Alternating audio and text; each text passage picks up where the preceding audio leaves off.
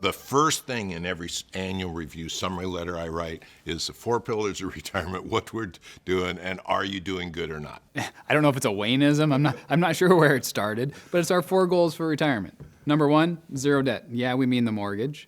2 is a 6-month emergency fund, at least how I count. 6-month emergency fund.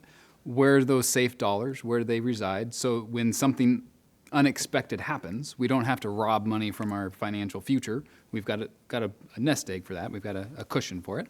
3 is whatever we think we're spending out of our financial assets, I want to know that we have 5 years in high quality, short-term fixed income. So when the market tanks, we don't have to sell out of the stock market when assets are down 20, 40, 50%.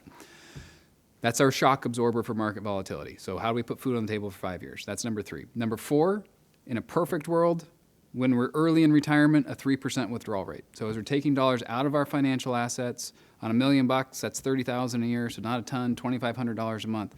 That's a conservative, sustainable. I need more than that, though. If you need more than that, we need to go revisit our decision to retire. There's a whole bunch of things that go with it. So how much risk are you willing to take? If your withdrawal rate is going to be greater than 3%, you're taking on some risk. Is that acceptable?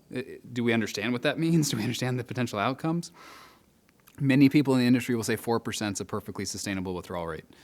Maybe, but they're also not going to make the phone call to you when you're broke. So what are the trade-offs? Everything in life is a trade-off on withdrawal rate spending decisions. One of my favorite economists, Thomas Sowell, there are no solutions, only trade-offs. That applies here. What risks are we willing to take? What risks do we understand what that withdrawal rate means to us? So those are our four things. If we have all 4 of them the day we retire,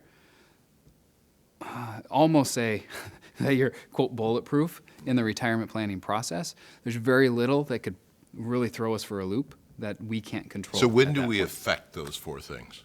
As we're moving to retirement, we need to build up that 5-year safe money bucket. The day we retire, we want to have all 4. Every decision we make financially should be taking us closer towards those goals, and not the other direction. Yeah, it's either every time we spend, save, invest, or give away $1, we're either getting closer or further. There is no neutral. Right. Yeah, and so those 4 things are a way for us to measure progress on every year, ongoing basis. Now, market's up, market's down. Maybe our assets are getting a little further away from year to year. But if that's our goal, when we make financial decisions, sell the house, buy a different one, are we getting closer to 0 debt? Are we getting closer to a sustainable withdrawal rate? Are we moving across the country to chase the grandkids? That's a very simple way for understanding the health of our financial plan. Mm-hmm. So where are you with your 4 goals for retirement? Are we on track? Are we in retirement? Do we need to revisit our financial plan? Let's hold those 4 things out there, keep them in front of us so we know how to make wise financial decisions going forward.